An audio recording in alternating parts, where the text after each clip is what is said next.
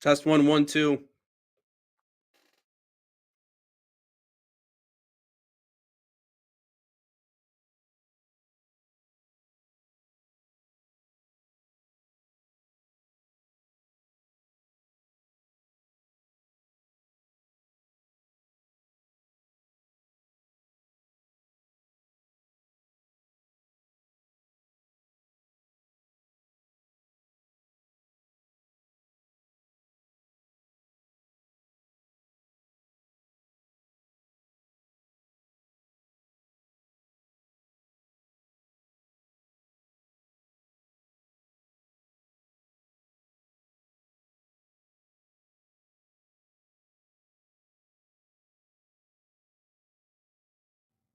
On today's Inside the Game, the U.S. men's national team fall to South Korea 2-0 on Saturday. Luis Suárez gets a 6-match hammer for spitting after the League Cup final here last week. And the Michigan High School Soccer Coaches Association Week 3 boys rankings are out. Who fell? Who rose? We'll find all that and more coming up right now on Inside the Game.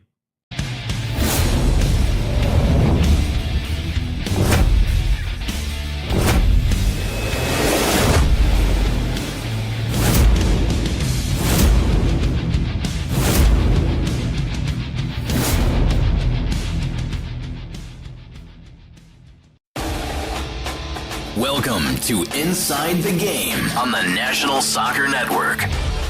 Now, here are your hosts, Jonathan Turner and Nathan Wangler.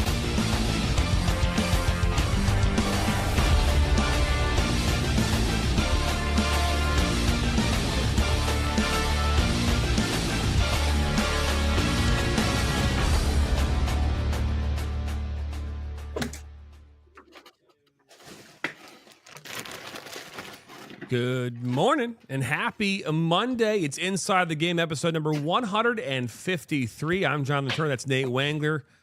Our producer, Ryan Glinsky, here on this Monday morning. I'm live in our Shelby Township studios. Nate Wangler in Grand Rapids, Michigan. And first off, Nate, good morning to you, my friend. Good morning. How are you? I'm good. It was a relaxing weekend. We had one game on Friday, and then I just got to sit back and kind of vegetate a little bit on Saturday and Sunday. I had a chance to watch some football both days, as well as some soccer. We'll dive into that this morning. I got to say this. We're going to dive into this quite a bit here throughout the show. I made a video about it. If you're not pissed as a U.S. soccer fan, then you just don't give a shit, right? That's how that's how I look at it. Either you give a shit and you're pissed, or you're so past giving a shit that you don't care anymore. Very much like that of probably the Lions fans, right? Who stopped giving a shit, and now they care because their team's winning. Or now, well, they lost yesterday, but I mean winning in the last number of years. So I feel like we'll dive into this a lot this morning, a lot to get to this morning. A great weekend in the sports world. Saw a lot of really cool things happen. Before we dive into that, though, Ryan, I have to ask this question. On Friday, we dove into this moment about a gentleman who was 54 years old, Dorking Wanderers. Right? Did he play this weekend? Did he actually get into a game? Did he actually do anything? No, I don't even know if this is real anymore because the outlets reported it. I get it, but looking back at the game against Tottenham, which they did win 2-1, Tottenham FC, which is the fourth best team in that division. They he wasn't. His name was. Here, let me pull up the. Where's the guy at? Yeah, here it is. This guy. Terry Dunn. If you go in and look at the actual lineup and the timeline of the game, he's nowhere to be seen whatsoever. He's not actually on the field, was not even on the bench, nothing like that. So I genuinely don't even know if it was true. Maybe he had a medical condition, had to go to the hospital before the game. Maybe he got hurt in warm-ups. I mean, he is 54 years old, but yeah, I don't know. I genuinely don't know if it's true, but he did not get into the game. Dorking did win, though, 2-1. Yeah, Dorking did win. They did win. So yeah, their emergency goalkeeper from loan apparently came in time. I don't know. that I think it was just a whole publicity stunt, and we talked about it. So, yeah. We obviously have much more news to talk about here this morning. We'll dive in that here a little bit. Nate, before we do that, I know the Whitecaps ended their regular season here this weekend. How'd that finish up? Good. Yeah, they're competing for a championship. They start their playoff run on Tuesday. Is in terms of the what would be number 7? It's interesting. They had 92 wins, so that ties not only the best record in franchise history, but I think it's the best winning percentage in minor league baseball since 1995. So before both Ryan and I were born, that was the last time a team won 92 games in a minor league season. So that's pretty cool. That's a pretty cool accomplishment. As for the rest of the weekend, there's a saying out there, JT. It's actually Mike Valenti. Mike Valenti used to talk about it with my broadcast partner, Dan Hasty, when he worked with him on the radio side. It's called root for radio. And what root for radio means is that when good things happen, that's great. That's great. Like, we all want to talk about good things. We all want to talk about happy things. But when the team that you cover loses, and emphatically, it actually gives you more to talk about. So this is going to be a great week for us. Michigan got smacked. Their quarterback looked like a freshman. Hey, turns out he's still 18 years old. Doesn't matter if you spent X amount of millions of dollars on him. He's still 18. The Lions did the Lions thing. Hey, turns out when you lose both your coordinators, you might take a step back. This is the NFL, people. This is how this works. And then obviously the most important one, the one we're going to talk about on this show, the U.S. men's national team is not good, boys. And I know we all made predictions, but we all gave them the benefit of the doubt and said they would at least score 1. They didn't even come close to doing that. So, we got a lot to cover on the show today. Well, we do. We come back here. We'll dive into some of the news here from around the soccer world. You're watching Inside the Game here, number 153 on this Monday morning.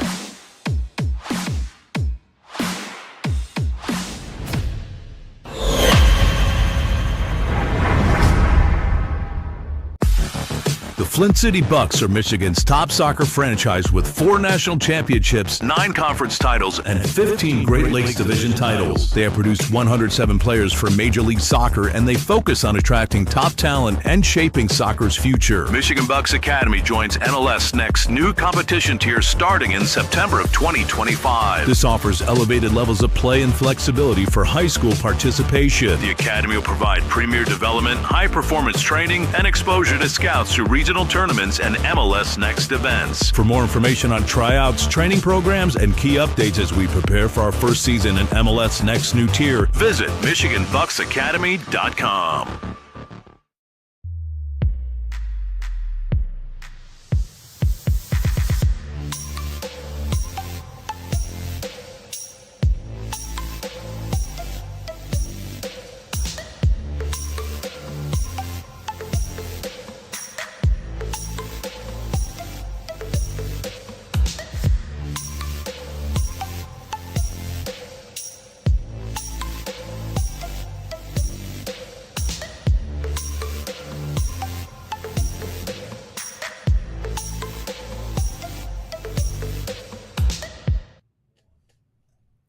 Welcome back here into Inside the Game here on this Monday morning. Jonathan Turner alongside Nate Wangler, Ryan Glinsky, our producer. We're live right now on YouTube, Facebook, Twitter, and Roku TV, so you can watch us in one of 4 places. Also tagging along this morning our TikTok followers as well. So good morning to you as well there in TikTok land. Yeah, tell them to get some questions for the mailbag segment. So So get some questions, and if we can, we're going to dive into this here. First, we're going to talk about Alex Morgan. Alex Morgan, this past weekend, had her number retired in San Diego. Obviously, Alex Morgan, one of the most prolific U.S. Women's National Team players. She retired again by the San Diego Wave FC. She scored 123 goals for the U.S. Women's National Team and 60 NWSL career goals. Two-time World Cup champion, gold medalist, and a bronze medalist.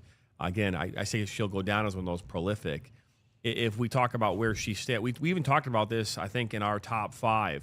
She was in the top 5 for me, top 5 for you as well. Abby Wambach, Mia Hamm, Alex Morgan. These are players that will go down in history as the best women's players to ever play the game here on U.S. soil and across the pond.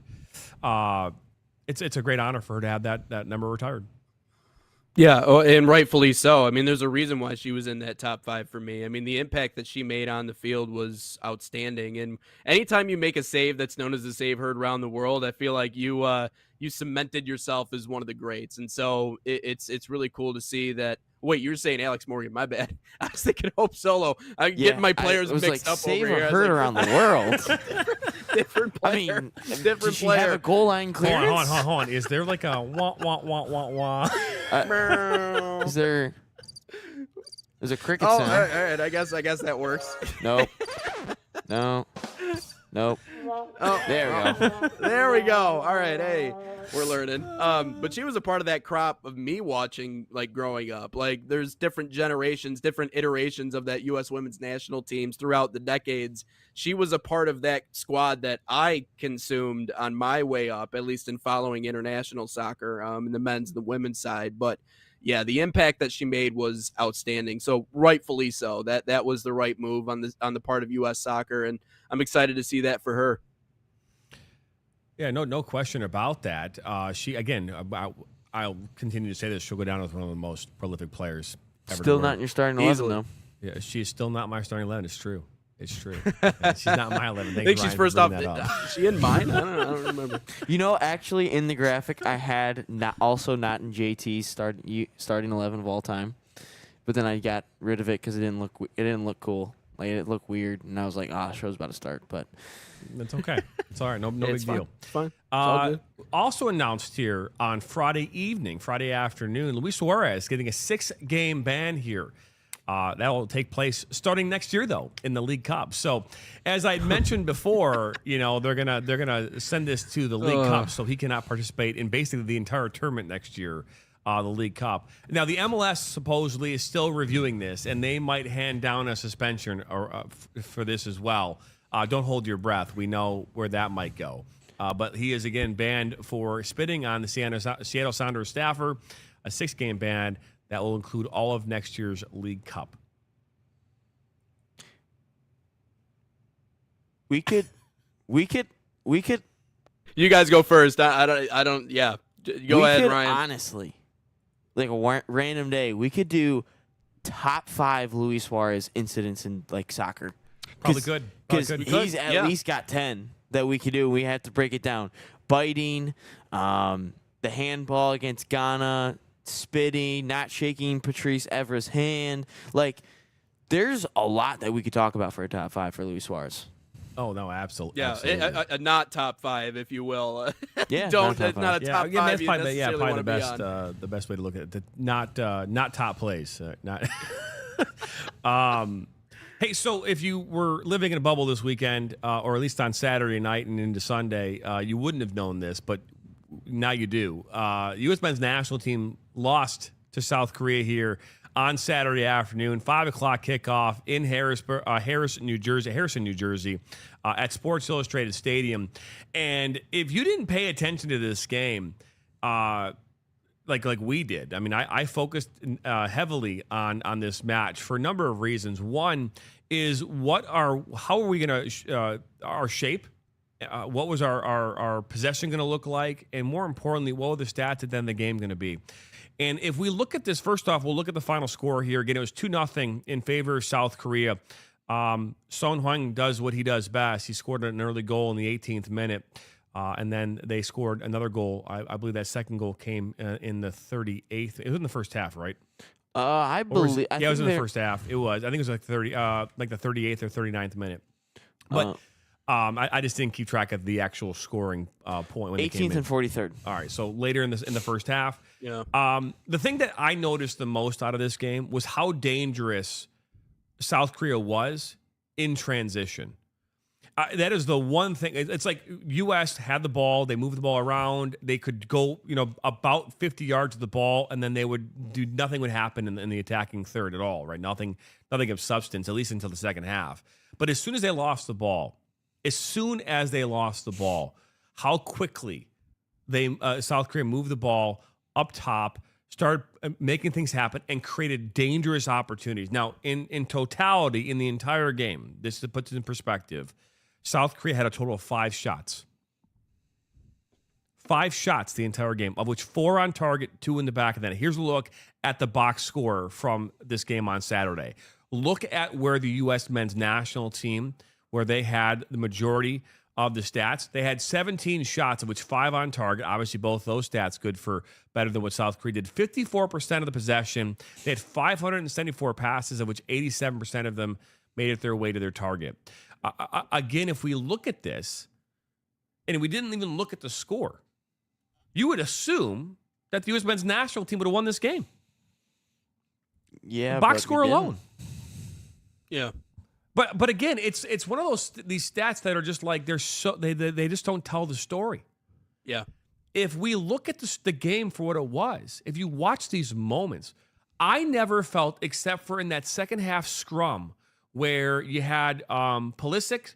I want to say it was, I'm not sure who actually got the touch on the ball. Was it Balogun who had those 2 chances inside the 6? Couldn't find the back of the net. Like there was like 4 or 5 chances within about 12 seconds that happened inside the box. That was the only moment in that game that I felt that they were dangerous. There was a shot that took place too that was outside the box from about 30 yards out. But outside of that, I never once felt the U.S. men's national team were dangerous in this game. They were never dangerous. And they don't play a dangerous brand. That's the same exact product that we saw during the Nations League. That's the same exact product that we saw during the Nations League against Panama. That's the same exact product that we saw against Canada. It's the same uninspired product that we saw against Switzerland. If you want to be possession-based and you want to pass it off your back line and control the ball, then we've seen them do that. And a lot of their stat lines in all the games that we've seen leading up to this look a lot like that. I mean, they control possession, they move it around well, they create opportunities, they generate chances in front of net. Generally speaking, they're going to have the edge in a lot of those categories. And I've said that before too, like we do a good job of that, handling the ball. But if you're generating chances, what do you do with those chances? And if that's 0, nothing, you can't even put 1 in the back of the net. Yeah, that's really concerning. And you look at the interviews afterwards, and I know we're going to touch on this here in a little bit, but this attitude that, well, we were the better team, it just, it was a good performance, it just didn't end up going our way. No, the scoreline actually tells a very different story than that. And so what I saw out of that game was pretty much the same thing that you saw. And again, it goes back to what we talked about, JT, possession with purpose. I mean, that was the biggest thing that you preached after the Nations League debacle and them getting bounced out by Canada. And obviously that was after Copa America and everything that happened with that. You said that this team right now is obsessed with playing a pretty brand of ball where they possess it. They pass it around. They stretch the field. They can get forward. And yes, they can create opportunities, but if that's not resulting in you scoring goals, then what are we doing here? What exactly are we doing here? So I saw the same exact thing that we saw. It was the same exact uninspired product, which was, I think, the most disappointing part about it because of how much momentum there was coming into these international friendlies. That's what I saw. I mean, I saw a lot of what you saw too. Yeah, especially in the defensive I don't know if the momentum. I don't know if we have any momentum at all. I mean, the only momentum that we have right now is just to be fair, is a bunch of bullshit nonsense that's happening behind the scenes. The media, along with what's being said in documentaries about the bitchingness about what old players have said about this new team. Outside of that, there's nothing more to talk about other than how bad they're playing. And we can talk about creativity. We can talk about all those things. At the end of the day, this team is not going to win by being creative. Okay, I'm going to say that, and I'm going to say that as quietly as I can, so that you can still hear it. Right? We are not going to win games being creative. That's not how we're going to win games. Yeah. And if we think that's the way we're going to win games, then you should be checking yourself into the nearest hospital, because we're not that. We're not that. That's not what we are. We are a team that will beat you by punching you in your mouth. That's how we'll beat you. And we're not seeing that. We're not seeing that at all. And that is what everyone loved about the Landon Donovan, Clint Dempsey generation. Because we punched you in your face. We went right through you. Nothing about this team. I mean, I don't see, like, again, we talk about this, Captain America. Christian Pulisic, as far as I'm concerned, if he's not in the middle of the field, will be pointless for us. He might as well be sitting on the bench. Him being out wide makes 0 sense. He is the best player on the field. So if he is your best player, he needs to be on the ball as much as possible. Period. Now, does he have a supporting cast? Here's what we put in the middle of the park on Saturday. We put Diego Luna. Now, I love Diego Luna because of his grittiness. Yeah. But Diego Luna has no business being in the middle of the park in these matches. I'm sorry, but I'm not a professional coach.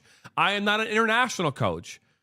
But to put this newcomer, so to speak, who is a gritty player, Diego Luna needs to be out wide.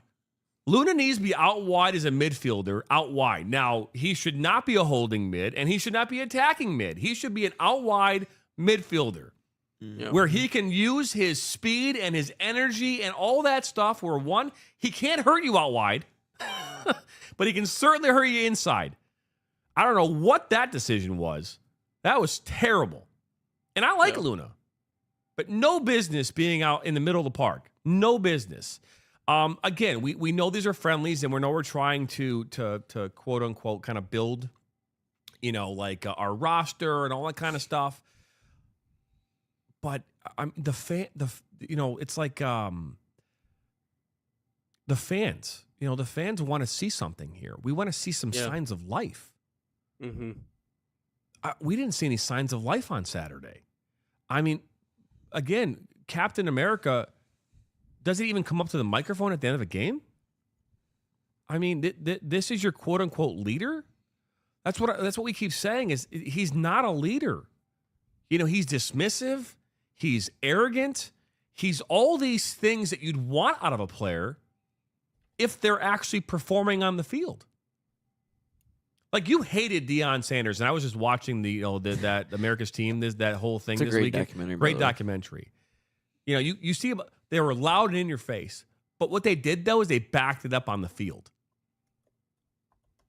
Who is the player that's going to back it up on the field for us and also be a leader to talk about this team and to help showcase this team? This team is in disarray still. This team is not where it needs to be. I wish it would be different. I wish it could be different. And then we're going to talk about Pochettino and his thought process, because what he's saying, it to be fair, is another doozy. Just another negative. Yeah. It's another negative.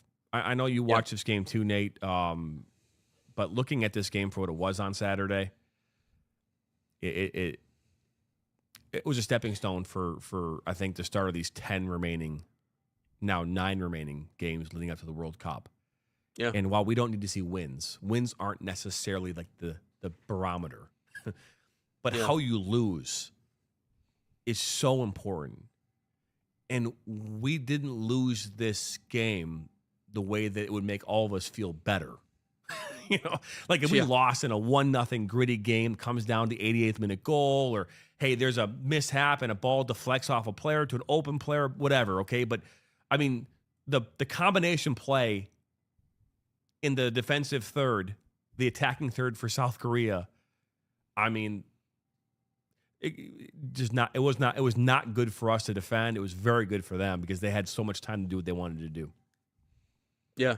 I guess you leave Chris Richards on the bench. You kind of make your own bed. You sleep in it. So that's again, and I said this the other day, we're playing build a team right now. And I said over 280 days from the World Cup. It's actually under. It's only 276 days until the World Cup. So just had to clean that up really quick. But that's exactly where we are. And again, that's the most frustrating thing about this U.S. men's national team is that you can look at the stat sheet afterwards, and we have multiple times before, and we've seen the edge and opportunities and everything else along those lines, but it's not resulting in what we want to see, which is W's. And that was the one thing that I learned and I took away from this weekend. And I know we'll chat about what he said specifically here coming up, but this mentality that, we don't have to win. We don't have to win until the World Cup comes. Like, we don't have to win. We don't have to care. It doesn't have to matter. We don't have to get the results until the World Cup is here. Like, you don't, for the coaching staff, it feels like a preseason vibe. It feels like a build a team. It feels like we're just throwing darts at the dartboard and trying to figure out who fits where and who does what. But for the fan, for the people who follow and still care about this U.S. men's national team, winning matters, because winning, in my mind, and maybe you can relate to this too, is something that can be contagious. When you learn how to win, you can go out and find ways to win. And right now, this team doesn't know how to win. Like, that is the most simple component of all of this. They don't know how to win. They don't know how to win consistently. We don't know what our best group is. Be interested to see what they throw out against Japan, but this is the most concerning part. Throw out the record against top 30 teams. I don't even care about that for right now.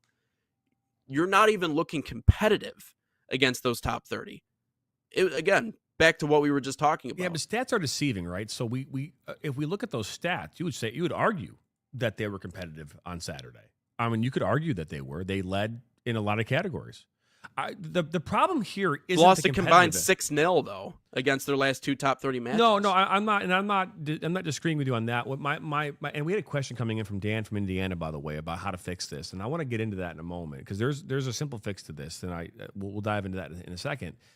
And I want you to finish your point, but I just think that we use this word competitive, and I like the fact that we use this word competitive. But for me, these games come down to singular moments. There are singular moments within the game that are the daggers that kill a team. It happened the 18th minute, happened again the 43rd minute. If any one of those moments could be solved, the game's a different game. And so I think it's important to acknowledge that. But how do we stop that from happening? We'll get to that in a second, but I want you to finish your point. No, that's the entire point. I mean, that's the entire point in terms of how to fix it. Listen, if you have a solution for this, I am all ears. I'm ready to hear exactly what you have to say in terms of how to solve it. I hope that it's swift. I hope that it's something that could actually work. But that's my entire point. And again, you can look at stat lines and claim this, that, or the other thing, but ultimately it comes down to who puts the ball on the goal more than the other person, and that's really what, when you look at that, I think ashamed was the word that you used on social media, and I think that's fairly accurate. But it seems like the wavelength that the fan base is on is very different than the wavelength the coaching staff is on right now. It's just not a priority for them. No, and it leads us, and we'll get into that in a moment, because again, it starts from the top down, right? It's a top down mentality, right?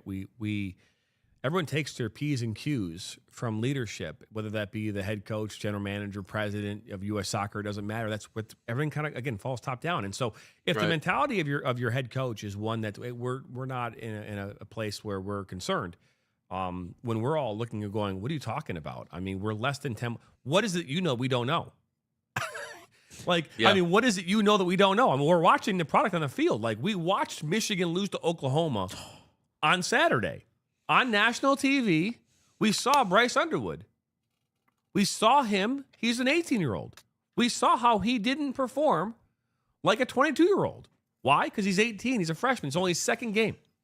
He is still catching up to what it's like to be a Division I football player in the Big Ten, playing against the likes of the SEC. Like, these are big games, big-time moments, and sometimes players need the learning curve. Right? But we can all look at that game and go, He's just not ready yet. He's just not there yet. Great player. Probably going to be a great player in college. Just not quite ready yet. So we can all look at it and see it. Why is it that our head coach can't see that for the U.S. men's national team? What are we missing here? I mean, Ryan, you watched this game. What are we missing? What am I missing? Nothing. You're missing nothing. I didn't know if we were going to continue to keep talking, but yeah, I genuinely don't know. They just don't look good at the moment. I don't know. You guys have all said everything that I was going to say, so I don't really want to repeat it. But what was the term you used? Cooked? Is that what the kids cooked. are saying nowadays? We're cooked. Yeah, we're cooked. We are cooked. We're cooked fried. as a nation. We're seasoned. But yeah, no, we're just struggling. In the comment he made about, we're just trying to win the World Cup now, or wait to win the World Cup. But we got to use these games because we missed an opportunity with the Old Cup. We really did. We missed an opportunity to have that continuity with everyone. But in the end, we are just struggling to play with each other. And Pulisic, I remember when he was going to the 2018 the one World Cup where we didn't qualify, we lost to Trinidad. We were the best. We were the best at when Pulisic was in the middle, when he was creating everything for an old Clint Dempsey, an old Josie Altidore, for all those guys. And you can argue that the talent out there with a Weah or a Balogun, you can argue that the talent out there is a little bit better. But if you move Pulisic, who's better than he was in 2018, move him into the middle, it should result in the better things. But in the end, I just don't think ultimately the U.S. cares right now. And I don't want to, add insult to injury here, but I'm just saying who is right and who is wrong in this whole situation. I'm just saying. Hey, you said 2-1. Huh?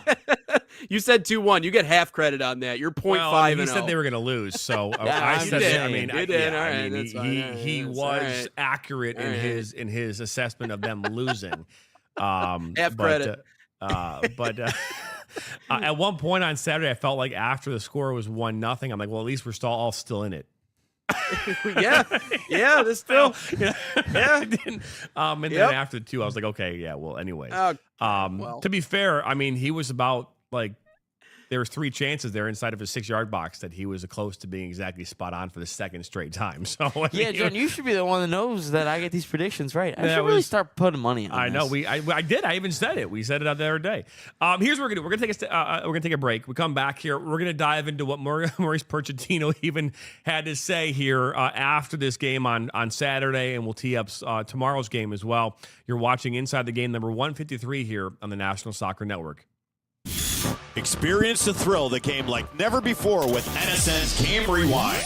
Dive into full match commentaries enhanced with cutting-edge dynamic graphics, letting you relive the highs and lows of your favorite matches in astonishing detail. Whether it's a championship win or a legendary play, NSN Game Rewind bridges the past and future with a broadcast experience designed to captivate. Call 586-304-4405 and start watching today.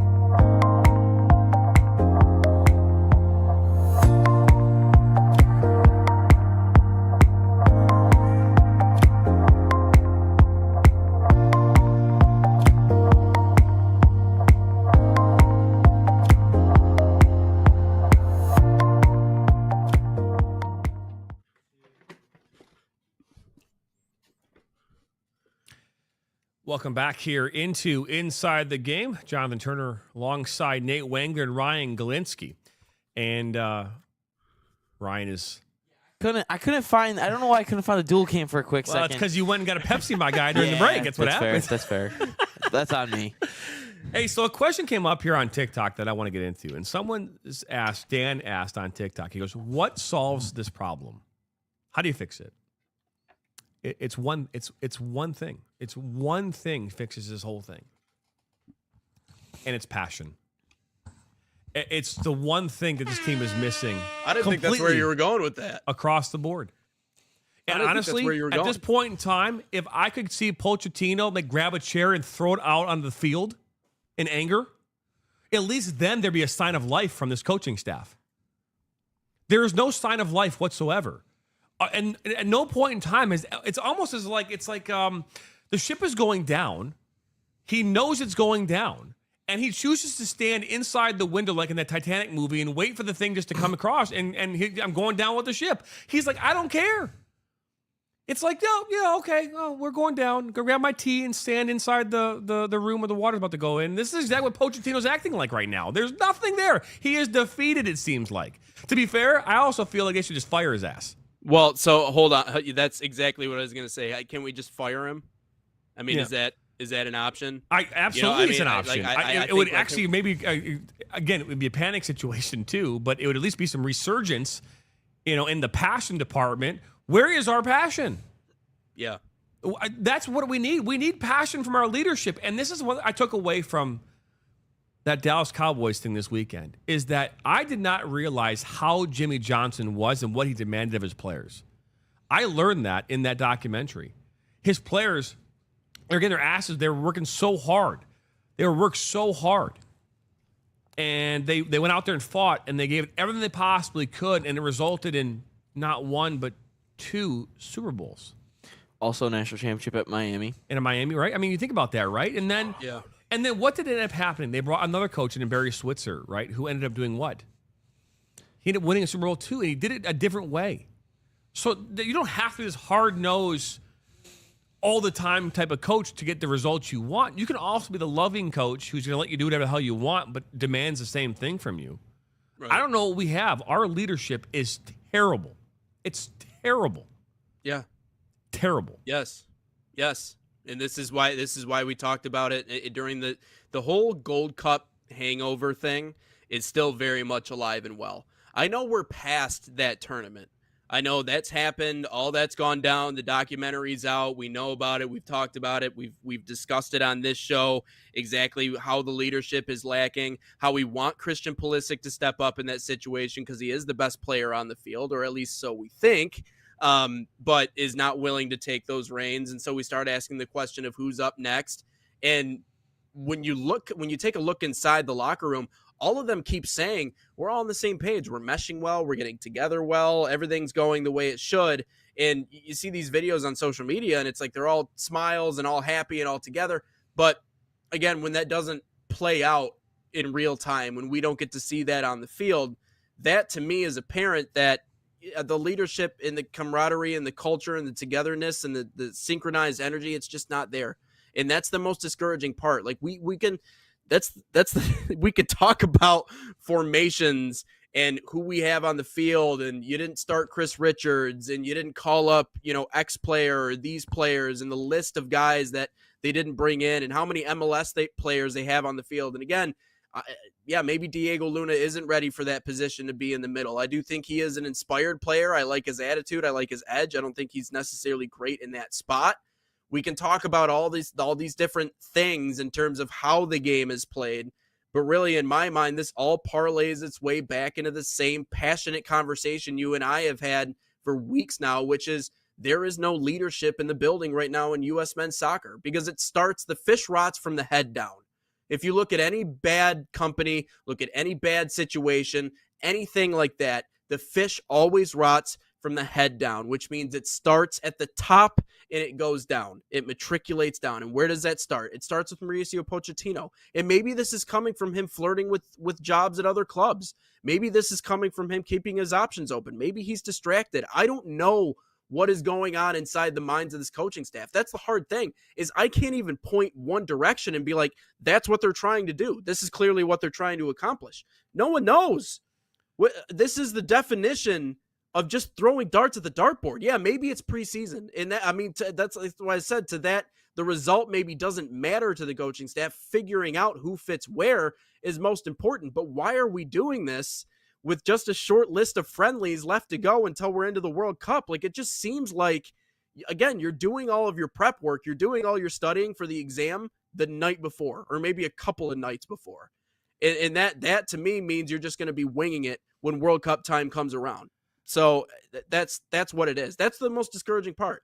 Yeah, a comment coming in from Dan in TikTok also talking about how he believes that U.S. Soccer Federation just doesn't see it. Now, here's where I think I disagree with this, and I think they all know it. I think that U.S. Soccer knows, like what we know, which is we're not good enough. I've talked about that. I think they know we're not good enough. They know it. I mean, we have a tremendous amount of talented players in this country, but they're not the same level of talent other parts of the world. And so when you go out there, you see it in real time. We saw it. I mean, again, the speed of play that they don't need the ball for 90 minutes. They need the ball for 46% of the time. And they only need about 12 seconds to pull off a goal. Every time they got the ball, they were dangerous. And they didn't have the ball that much. I mean, if you watch that first half, they literally had the ball probably about 12 times in possession, and they scored on 2 of those possessions. It was like, and when you start, like, wow, like it was like a shot out of a cannon type of a moment. Like, holy crap, look what they just did. We can't do that. We're building the ball. We're working around our back line. We're trying to go up the sides and up the middle. We're stifled. We're done. Do it. Try it again. Yeah. If we're not the big dogs, we can't play like the big dogs. No, we can't. So we can't. They know this. Yeah. And so the question becomes, well, what do you do about it?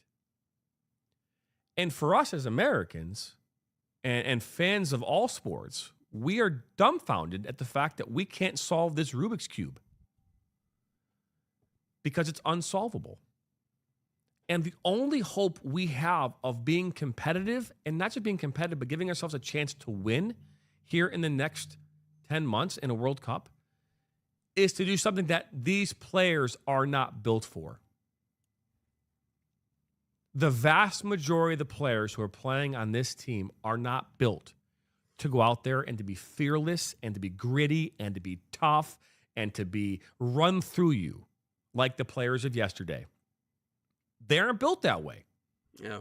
Because we at U.S. Soccer were like, well, 25 years ago, when Jurgen Klinsmann was our head coach, he wanted to bring that style of play. The academies were born. And what did we want to do? Well, we want to play out of the back, and we want to possess the ball. And we want to get away from the things that got us the success that we used to have. And now we're seeing that. We're seeing the player out there who for the last 10 years couldn't have had a ball until they were 13 years old. They don't know how to have a ball. Like, that's the player we have now. And so, yeah, if we think that we're going to get anything different, we're not. We're not built the way we're supposed to. And to be fair, I think that what we've done in this country has put it back even further. That's why I keep saying that I might not even see us out into a World Cup final in my lifetime. Probably not. And I'm 44 years old, so unless I hopefully I live a nice lifestyle. 85 to me is perfect. So hopefully, You want to get to the quote? Huh? The quote from Pochettino. Dan goes, I disagree with that. Pulisic plays that way Pulisic is a gritty player, but the problem with Pulisic, and this is the biggest challenge I have for Pulisic, is that Pulisic, in this environment, in the U.S. men's national team environment, does not have an identity. In this environment. Yeah. He has one in his clubs. Yeah. He doesn't have one here. Why? Because, again, Superman needed even he needed a number 2. We all need a supporting cast. We all need someone to help us. He doesn't have that supporting cast. You can see it when he's making his runs on Saturday and the ball was being played to him. He was done. He's like, I'm out. It's like you can see it in his face, his body language. He's just not comfortable and happy in this environment. Now, could that change? Yeah, a new coach, different players being utilized differently. That could all change things. But he does not look comfortable. He looks out of place. And that, to be fair, I've seen that for years now. Under Poach, he's looked terrible. Under Poach, he's looked really bad. To that point, yes. He has obviously built a resume with the U.S. men's national team, but ever since this new regime took over, it has not been the same. And again, I don't know. It might be the style of play. It might be they're not setting them up the right way. It might be that they're not putting them in the right spots. I don't know what the question is, but right now, yeah, there's Christian Pulisic doesn't have a lot to show, at least over the course of the last calendar year with this U.S. men's national team. I agree with that. I mean, again, if the best player on the field, or you think the best player on the field, which I don't think he was the best player on the field in this particular matchup. I think he was the second best between both sides, but you can't even set him up. I mean, he's looked terrible under Pochettino. I won't say that's all on him, but yeah, he's not looked good. Yeah. Again, a lot to dissect here in regards to what happened here this weekend. We want to dive into what Pochettino said after the game. And I know that you already alluded to this here, Ryan, but do you agree with this statement? We have to start to win when the World Cup starts. That's when winning becomes important, is basically what Pochettino is saying. Now, I'm not going to disagree with the statement in its totality, because again, I mean, he's right. I mean, winning doesn't necessarily, you could go through all of these games and win every single one of them, and then come World Cup time, you lose all your games. And so we go, well, that doesn't, we won them, all of our friendly, that's great, but we lost when it mattered. I'm not going to sit. It's not how we win, or it's not winning or losing. It's how we win or lose is what we need to measure. Mm-hmm. And it's how we lost on Saturday. It's how we're going to lose tomorrow if they don't figure this shit out. And I already predicted that we were going to win this game. I said 3-0 against Japan. Now, granted, I'm going to have egg on my face here tomorrow night when we don't win 3-0 because I said 3-0, and it might be the way around. I mean, and so how we win, how we lose is important.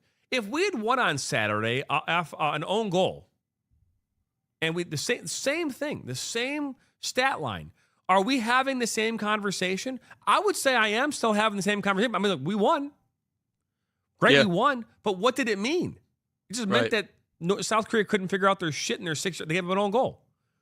That's not a win, right? And so whether we had won or lost on Saturday, it's how we played that game, and we are not playing the game the way you're supposed to. That is not U.S. soccer. It is not what we are accustomed to growing up, and it is going to completely fall to shit here in the next 10 months. And if we don't figure this out right now, it's going to be over the entire World Cup. We're going to lose every freaking game.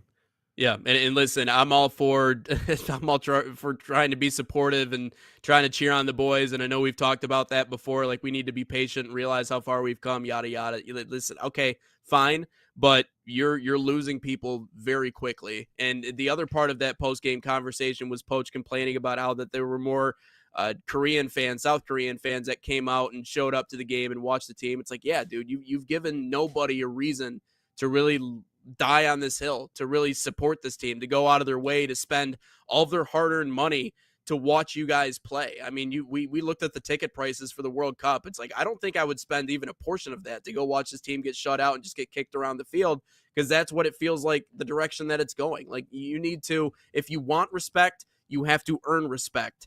And I said that during the Nations League because they were pissed about what the attendance was then. They weren't even the primetime game in their own country. It was Mexico who was playing at 7. The U.S. was playing the early game. Like, hey, man, you got to give people something to care about. And I know people will always say, well, it doesn't matter as much. Okay, yeah. I mean, it's not, when Mauricio Pochettino says, I want college football crowds at soccer matches, it's like, dude, you got to understand.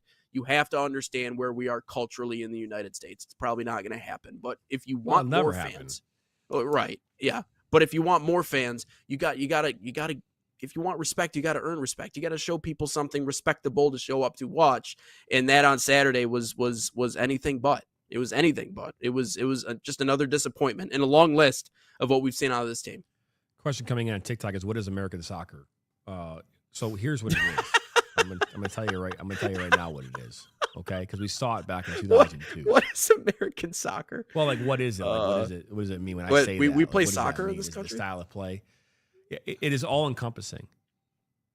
It is fearlessness. It is grittiness. It is toughness. It's physicality. It's the psychological component. Defense. It's all of it, right? The way we played soccer back in the day, it wasn't pretty. It wasn't a pretty style of play. It wasn't about creativity. It was about execution. It was about, hey, our goal is to go score a goal. It's about, again, possession with purpose. Look at our purpose on Saturday. Where was our purpose? There was no purpose. We were just possessing, okay, moving the ball around, okay? You look at the two teams. When South Korea had the ball, their intent was to go forward as fast as possible, right? And you saw that. Yeah. When you saw the U.S., we were possessing the ball. We're not able to find our lanes. We're not able to find our channels. We're not able to find space. We're not able to find those things. Why? Because South Korea knew how to defend. We didn't know how to defend. Now, how many times do we have a counterattacks where Reem is running down the field and he's trying to catch up to a ball because they played over the top or in space? It's not the way you want. You don't want you to have to be running towards your goal to defend 90% of the time when you're defending in a game. So when I say what is the American style of play, go watch a Western Michigan soccer game. That's the American style of game we need. Go watch Vermont. Go watch Vermont Green. Go watch the University of Vermont. Yeah. That style of play. Ballard FC, Flint City Bucks. Right? Those style of plays will win you soccer games. Where they possess the ball, there's no doubt about it. They outpossess teams. But when they get forward quickly. They don't waste time. They attack. We do not attack. Yeah. That's our biggest challenge right now. And we don't run through players. There are 8 fouls in that game. I want to see a game where we have 27 fouls. That sounds terrible, but you know what? Honestly, I'd like to see a game where we have 27 fouls. It means we actually ran through players. Yeah, if you're going to lose at 100%. That's right. Yeah, lose at a breakneck speed. So I want to see that kind of stuff. Here's what we're going to do. We're going to take our last break. We come back. We're going to dive into the Michigan High School Soccer Coaches Association Week 3 rankings. They were posted yesterday. We'll dive into that for a brief moment. We'll take some more of your questions, and then we'll do the question of the day. Don't go anywhere. 153 continues. Are you ready to create unforgettable moments for your audience? NSN offers professional live streaming and full broadcast services tailored to your needs. From high-quality production to exceptional coverage, we ensure your game or event becomes a spectacle to remember. Book your next game with us today. Call 586-304-4405 to schedule your broadcast and let NSN bring the action to life like never before.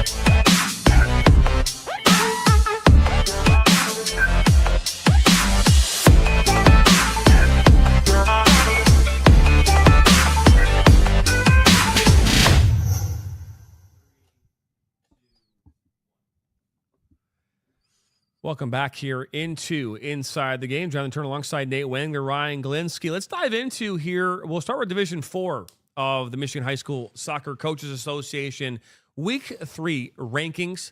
We'll put them up on your screen here. There they are. A change. The only change in all 4 divisions where you had the number 1 team bounce out of 1. In this case, Lansing Christian was your previous leader for the last 2 weeks. Plymouth Christian overtaking there in Division 4. Plymouth Christian at that 1. Grosse Pointe Woods University Liggett is number 2. Lansing Christian 3rd. North Muskegon is 4th. Granville Calvin Christian is in your top 5. The rest will round out the top 15. And I do apologize there at the bottom there. We do have that one graphic missing out that 15. There you go. Leland is at number 15. We'll dive now into Division 3. Again, each division has their top 15. Detroit Country Day still continues at 10-1. Pontiac Notre Dame Prep, who won the Division 3 state championship last year in that number 2 spot. Flint Powers Catholic. Frankenmuth still at 4. Elk Rapids still in your top 5. There are your top 15 for Division 3. Some love to Kingsford, it looks like. Is there number 15? There you go. I don't know Kingsford, why number 15. every number 15 spot is. No, look at this one. Look at Division 2. Look at that. There Oh, you go. it's cut off again. Yeah, it's all because it's advertisements, man. That's all what it is right there. Hudsonville Unity Christian still remains number 1 at 5-0-2. Forest Hill Central and Paul Kramer's side still rocking and rolling there on the west side of the state, 10-0-2. Warren De La Salle 9-0. New Boston Huron at 9-1, and Cranbrook Kingswood 5-0. Currently in that top 5, and then Marquette all the way down there, number 15. They're not only all the way down there, they're way up there. For us here in Michigan. They're way up there at 9-2-2. And then we'll take a look now at your Division 1. Again, this remains the same. Portage Central at 8-0-2. Ann Arbor Huron at 7-0. Clarkston 6-1-0. Okemos at 6-1-1. And Heartland there in the top 5. When they were asked earlier, what do you think of Heartland? There they are, 11-1. And Troy Athens, which was in the top 5 last week, all the way down now to 14. My alma mater, Royal Oak, beat them 2-0. Last week in a non-league roundup. So there you go. There, it made it into the top 15. Second on Heritage is number 15 at 10-1-0. Here are your honorable mentions, teams that did not make it into the top 15 this week. They are there on your screen right now. So Division 1, Division 2, 3, and 4. You can check out all these rankings on our website, thenationalsoccernetwork.com. They come out every single Sunday night, sometime between 6:30 and 8 o'clock Eastern on all of our social media. So we had some questions coming in. So let's get some questions in. Let's get some answers, right? What do we got here, Ryan Glinsky, in the mailbag? What we got? Oh, man, there was a lot in the mailbag, especially with your little post-game reaction video. This one coming from Assassinated Beauty. They're going to be an embarrassment in World Cup 2026. And Octagon King, they've been playing horrendous for months. And then this is the one I kind of want you guys to respond to. This one is from Nino Poppy 101. Poch doesn't respect the job. On to 2030. This World Cup cycle is absolutely cooked. You know, it's becoming hard to ignore that. I don't like calling for coaches' jobs when you are at a point to where you really shouldn't be hitting the panic button. But you phrased the question, Ryan, and JT for that matter, is if we lose this game against South Korea and we don't look good, we look uninspired, and if we get embarrassed against Japan, is it time to hit the panic button when it comes to the U.S. men's national team? I think the answer, especially if we get embarrassed on Tuesday the way that I felt like we did against South Korea, not only is it time to push the panic button, but what should happen when you push the panic button, right? Drastic times call for drastic measures. And I think if I'm someone within U.S. Soccer and I'm looking at the way that Mauricio Pochettino is leading this team right now, and we continue to see the same results, I don't see it as too far-fetched to say the same exact thing. I don't know if he's all that invested. I don't know if he's really the guy. So I think, although it would be crazy and it would throw a grenade into everything we're talking about, getting rid of him at this point doesn't sound like the worst idea in the world. So I think we're in the midst of pushing the panic button. I don't think there's really much that's going to save us from that. But this idea that he's not really all that invested, I don't think that's too far-fetched. I don't know about you, JT.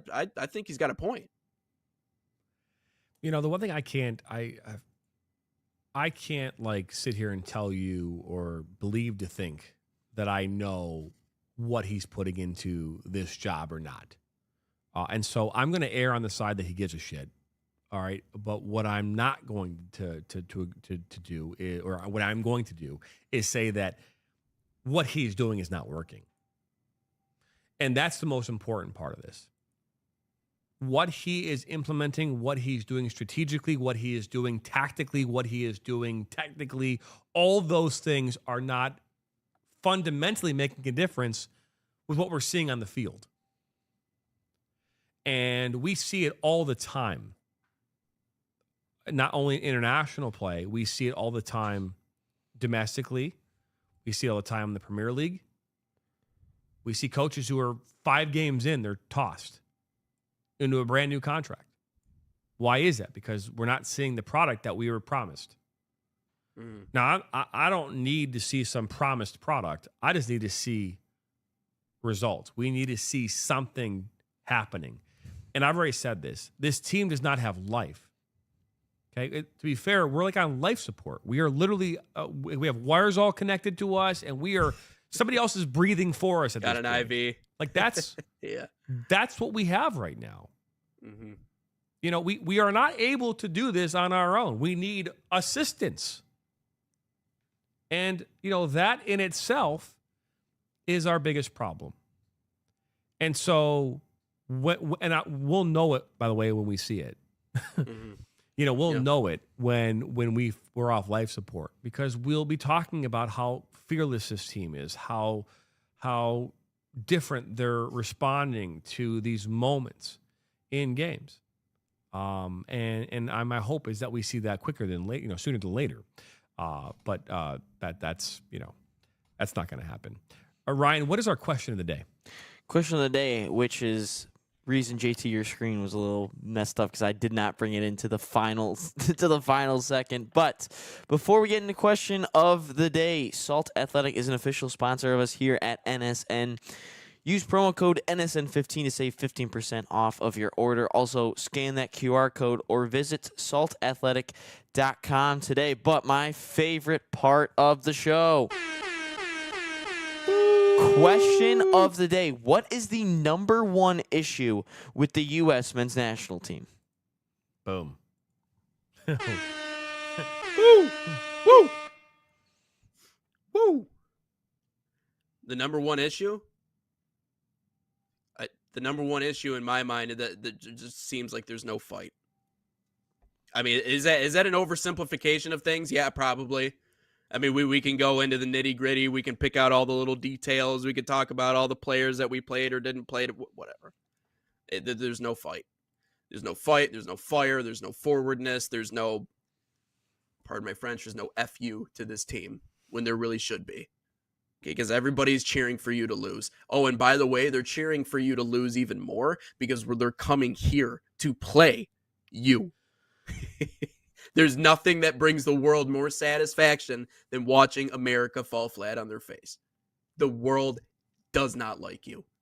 And guess what? You're not meeting that with an us versus the world mentality. So that means you're going to get smacked around. That means you're going to get walked on.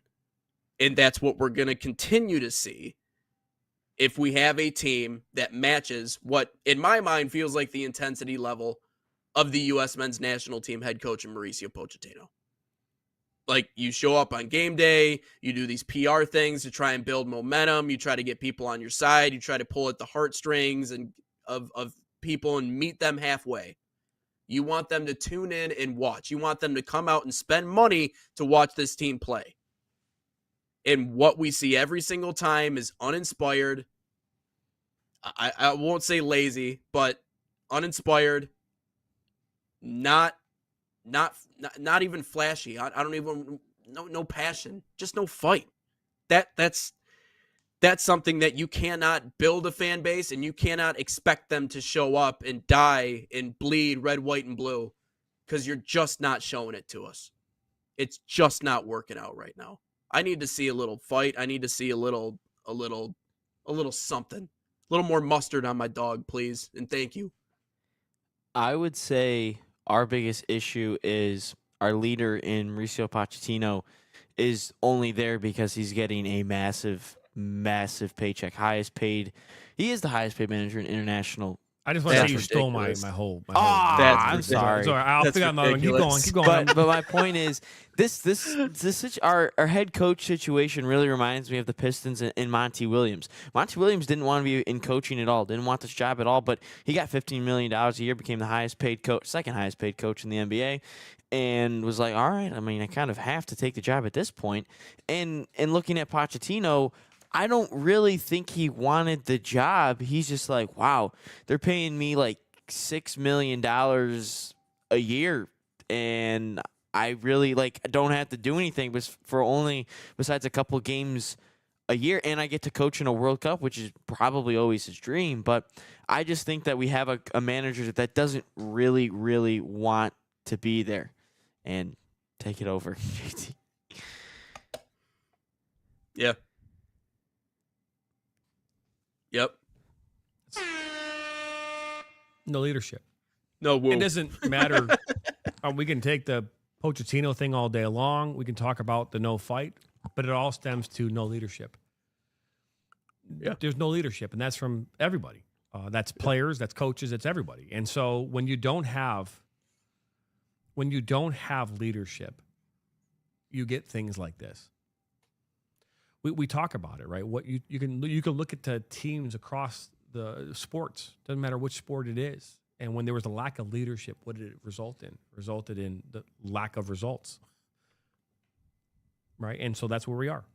We have a lack of leadership. And when you have this leadership that we're talking about that this team needs, then the things that we are short on, they will be filled up by the intangibles that will get us to where we want to go. Because we don't have the tangible. I keep saying this. We do not have the tangible skills to go out there and compete for a World Cup final and be successful. It's going to be the intangibles that get us there. Because teams like Argentina rely on talent. Teams like South Korea rely on talent. Teams like Spain, teams like England, teams like the Netherlands. All of these teams rely on talent. They beat you on talent. So how do you beat them? The intangibles. Yeah. And if you need to go back in history and see any of those intangibles, look no further than 1980. Because we had no business winning that Olympics. Zero. We didn't have the skill, speed, the tactical abilities. Right? We had the intangible. We wanted it more, and we had all these other intangible tools that were gifted to us through what? Leadership. That's it. If that comes into play, and to be fair, it's we're past the threshold of where that can maybe even have an impact, unless you bring in somebody like right now. And every player on that team stops playing for their domestic teams and start playing for us for like the next 10 months. Don't leave. That's the only way that works. But, and again, we're already all over our timeline, but that's how this works. That's how it works. I want to thank everybody here today for being a part of the show. Another great show. We got a great lineup here of guests this week. Tomorrow on the show, we will have a guest join us, and Dan Passini.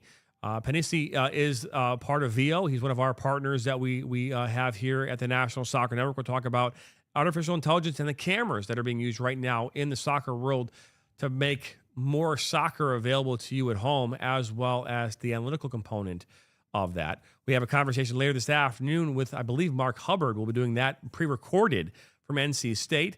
That we'll look forward to having that conversation. The new rankings for this week of the United Soccer Coaches come out later this afternoon, so we'll keep an eye on that. But a great show. For Nate Wangler and Ryan Glinsky, I'm Jonathan Turner. You've been watching Inside the Game here on this Monday morning. Be back at it tomorrow morning, Tuesday. Nate, you will not be here tomorrow, but we'll have you in back spirit on Wednesday. as you are taking a nice, well-needed family vacation.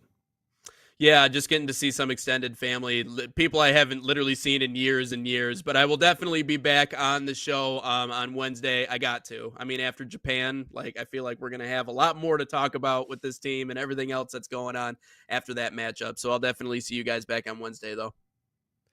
Well, there you go. Well, that is a wrap here on our show. I know Ryan wanted to hit it, man. Ryan, just hit it, dude. Go on, man. Yeah, I was going to give you a horn for your family vacation because that's sweet.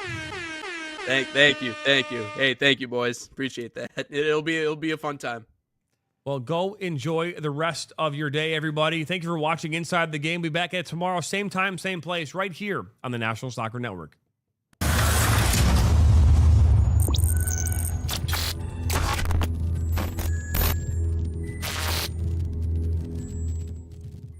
From the biggest matches to the hottest takes, Jonathan Turner and Nathan Wenger bring you the stories, the analysis, and the edge you won't get anywhere else. Streaming live weekdays at 9 a.m. on YouTube, Roku TV, Facebook, Twitter, and all major platforms. No filters, no fluff, just real talk, real soccer. This is Inside the Game.